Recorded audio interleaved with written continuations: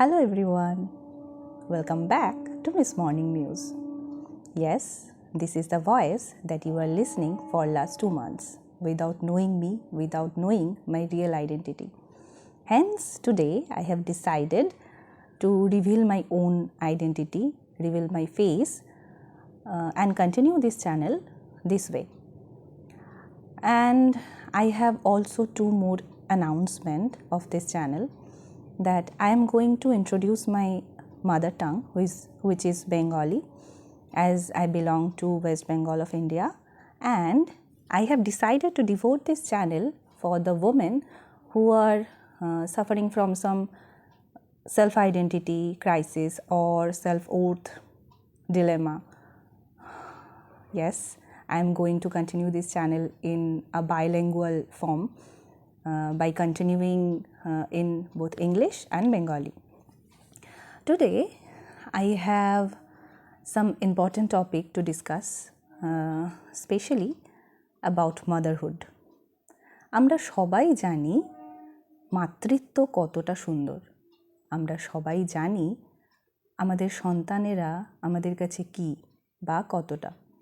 আমরা নিজেদের সকাল থেকে শুরু করে রাত পর্যন্ত বোধহয় প্রত্যেকটা মুহূর্তই তাদের ভালোর জন্য কাটিয়ে দিতে পারি, কিন্তু কোনো এক সময় গিয়ে আমাদের কোথাও একটা গিয়ে মনে হয় বোধহয় আর পারছি না। স্পেশালি তাদের জন্য যারা অলরেডি নিজেদের জীবন নিয়ে কনশাস ছিল, নিজেদের জীবনের ডিসিশন নিজেরা নিতে ভালোবাসতো, যারা অলরেডি ফিনান্সিয়ালি ইন্ডিপেন্ডেন্ট ছিল। এখানে গিয়ে প্রশ্নটা হচ্ছে, দিনের শেষে কেন আমাদের এই কথাগুলো মনে হয়? আমরা কেন ভীষণ একাকিত্বে ভুগি সব কিছু থাকার পর? মা হওয়ার পরে আমি নিজে একটা জিনিস খুব ভালো করে উপলব্ধি করতে পেরেছি, যে মা হওয়ার পরে বোধ হয় আমাদের জীবনটা পুরোটাই সন্তান কেন্দ্রিক হয়ে পড়ে। কিন্তু আমার সাথে হয়তো অনেক মায়েরাই একমত হবে যে এক সময় তো আমাদের স্বপ্ন ছিল, এক সময় আমাদের কেরিয়ার আমাদের কাছে ভীষণ ইম্পর্টেন্ট ছিল, এক সময় নিজেদের জন্য দামি ছিল। সেলফ কেয়ার করা বা মুভি ডেটে যাওয়া বা বন্ধুদের সাথে বেরোনো। কিন্তু হঠাৎ করেই দেখা যায় এখন মা হয়ে যাওয়ার পরে আমাদের সময়টা পুরোটাই সন্তানকেন্দ্রিক। সে সকালে ঘুম থেকে উঠে কী খাবে, তাকে সারাদিনে আমরা কী করাবো, কোন জামাটা পরাবো, কোন জিনিসগুলো পরিষ্কার করতে লাগবে, কোন জায়গায় ওকে নিয়ে যাওয়া যাবে না, কোন ওষুধটা ওকে খাওয়াতে হবে, কী প্রিকশন নিলে ও সুস্থ থাকবে, and blah blah. I know motherhood is really very, very important and beautiful.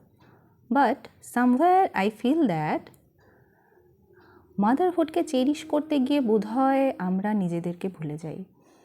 আমরা আমাদের স্বপ্নগুলোকে হারিয়ে ফেলি। মি টাইম আমরা পাই না বলতে গেলেই চলে। কিন্তু সব থেকে ক্রুশিয়াল যে ব্যাপারটা, সেটা হলো মেইনটেইনিং আওয়ার ফিনান্সিয়াল ইন্ডিপেন্ডেন্স। আমরা যারা অলরেডি, আমি নিজেকে দিয়ে বলতে পারি আমি একজন ফুল টাইম কন্টেন্ট রাইটার ছিলাম, তার আগে বাই প্রফেশন আমি একজন টিচার ছিলাম, কিন্তু মা হওয়ার পরে কোথাও গিয়ে আমার মনে হলো এইবার একটু বোধহয় কম্প্রোমাইজ বা স্যাক্রিফাইসের দিকটা আসছে। আমার মনে হলো এবার আমার সন্তানকে, যেহেতু আমার সন্তান পৃথিবীতে আনা এবং তাকে মানুষ করার সিদ্ধান্তটা একদমই নিজস্ব, মানে আমার এবং আমার পার্টনারের নিজস্ব কনশাস একটা সিদ্ধান্ত ছিল, সে কারণে আমার মনে হয়েছে যে আমার বোধহয় ফুল টাইম কাজ ছেড়ে এইবার সন্তানকে বড় করা বা তাকে মানুষ করার দিকে একটু মন দেওয়া উচিত, অন্তত আগামী 5 বছর। কিন্তু কোথাও একটা গিয়ে আমার এখন ইদানিং খুব করে মনে হতে লাগছে যে না, আমি নিজেকে হারিয়ে ফেলেছি।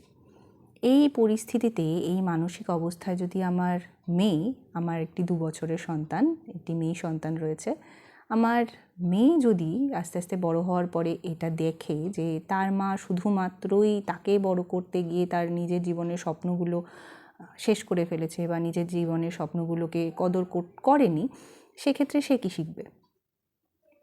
সে তো নিজের স্বপ্নগুলোকে চেরিশ করতে পারবে না, নারিশ করতে পারবে না। এইবার আসি the purpose of this channel. এটা শুধু মোটিভেশনাল চ্যানেল নয়, আমি ঠিক করেছি এই চ্যানেলটায় আমরা কথা বলবো। আমরা যারা women after their 30s or in their 30s আছি, তারা কথা বলবো বিভিন্ন বিষয়ে।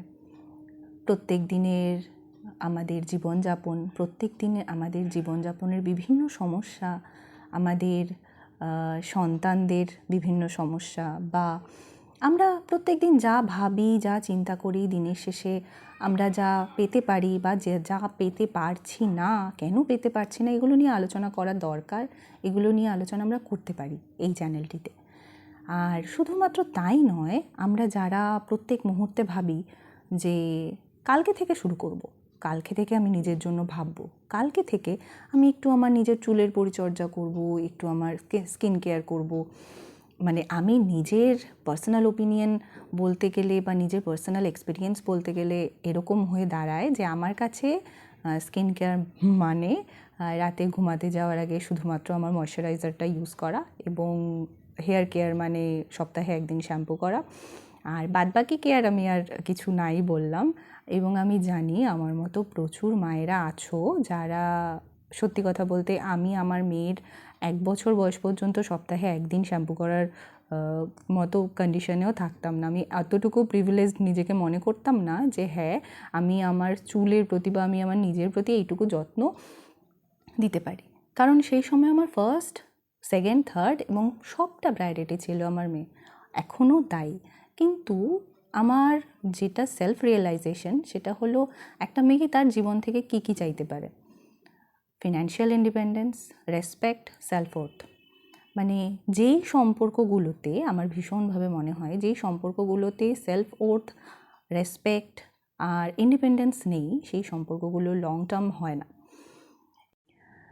আরও একটা অ্যানাউন্সমেন্ট আমার কাছে রয়েছে, সেটা হলো শুধুমাত্র আমরা আমাদেরকে নিয়ে কথাবার্তা বলবো বা আমরা আমাদের ডেইলি লাইফের সমস্যাগুলো বলবো, আমরা নিজেরা নিজেদেরকে মোটিভেট করব ফিনান্সিয়ালি ইন্ডিপেন্ডেন্ট হওয়ার জন্য, এরকম নয়।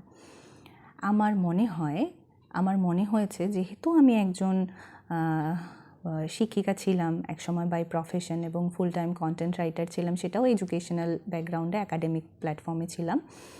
আমার মনে হয় এখন বর্তমান সময়ে ইংরেজি ভাষাটা শেখা, জানা এবং বলাটা ভীষণ দরকার এবং আমাদের প্রত্যেকের জন্য। তাই আমার মনে হয়েছে যে সপ্তাহে যদি আমি 2টো করে ভিডিও, লং ভিডিও দিই, সেক্ষেত্রে একটাতে আমরা এই বিভিন্ন রকম ওমেন এম্পাওয়ারমেন্ট নিয়ে কথা বলতে পারি এবং অন্য ভিডিওটাতে আমরা কিছুটা ইংরেজি শিখতে পারি। যদি তোমাদের ভালো লাগে সেই ক্ষেত্রে তোমরা আমাকে জানাবে, তোমাদের ফিডব্যাক জানাবে, তোমাদের রিকোয়ারমেন্ট জানাবে, তোমাদের ইচ্ছে অনিচ্ছেগুলো আমাকে জানাবে। আমার মনে হয় সেক্ষেত্রে আমরা ডেইলি লাইফের বিভিন্ন ছোট ছোট যেই প্রয়োজনীয় ইংরাজিগুলো রয়েছে সেগুলো নিয়ে আলোচনা করতে পারি, কথা বলতে পারি, কোনো রকম কম্পিটিশনে না গিয়ে, কোনো রকম হেজিটেশনে না গিয়ে, নার্ভাসনেসে না গিয়ে আমরা জাস্ট আলোচনা করব যে কোন বেসিক জিনিসগুলো জানলে আমরা যে কোনো একটা জায়গায় গিয়ে ফ্লুয়েন্টলি না হলেও সেমি ফ্লুয়েন্টলি কথা বলে আসতে পারি। ধরো নিয়ার ফিউচার আমাদেরকে আমাদের সন্তানদেরকে বিভিন্ন স্কুলে ভর্তি করাতে হবে। কেউ ইংলিশ মিডিয়ামে পড়াতে চাইবো, কেউ বেঙ্গলি মিডিয়ামে পড়াতে চাইবো, কেউ প্রাইভেট বা গভর্নমেন্ট স্কুলে, যে কোনো স্কুলেই পড়াই না কেন, English learning is very important for today's life. তা আমার মনে হয় যদি একটা করে সেশন এরকম রাখা যায় যেখানে আমরা আলোচনা করব কিভাবে আমাদের ইংলিশ লার্নিং আর ইংলিশ স্পিকিং স্কিলকে এনহ্যান্স করা যায়, ইমপ্রুভড করা যায়, কোনো রকম কোনো লজ্জাবোধ ছাড়া, দ্বিধাবোধ ছাড়া, সেটা বেটার হবে।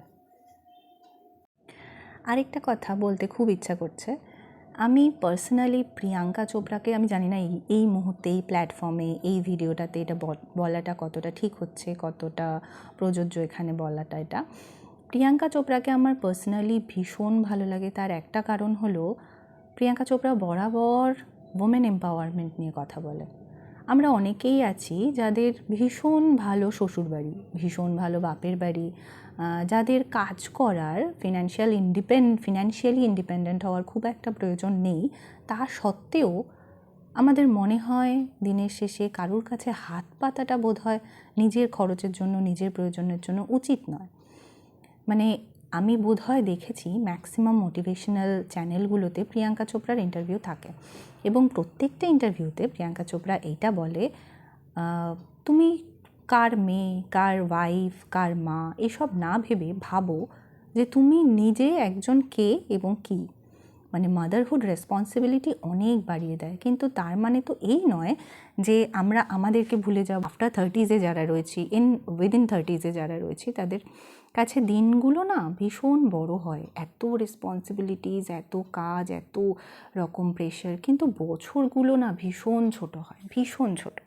মানে চোখের নিমেষে 2 বছর কেটে গেল কিভাবে আমার মেয়ের আমি জানি না, আমি বলতে পারবো না। কিন্তু এই 2 বছর বাদে কি আমার মনে হচ্ছে হ্যাঁ, আমার বোধহয় কিছু করা উচিত ছিল, অল্প হলেও কিছু করা উচিত ছিল, এতটা বোধহয় বসে থাকা উচিত হয়নি। আর একটা সময় পরে যখন মেয়েটা বড় হয়ে যাবে, যখন আমাদের সন্তানেরা বড় হয়ে যাবে, তখন বোধহয় আরও বেশি করে মনে হয় বা মনে হবে যে কি করলাম। সেক্ষেত্রে কিন্তু সন্তানকে দায়ী করা হয়ে যাবে যে হ্যাঁ, আমার সন্তানের জন্য আমি আমার কেরিয়ার বিসর্জন দিয়েছি, আমি আমার নিজেকে যথেষ্ট সময় দিইনি, আমি কোনো স্কিল আপগ্রেড করিনি। সেটা বোধহয় ঠিক হবে না, তাই না?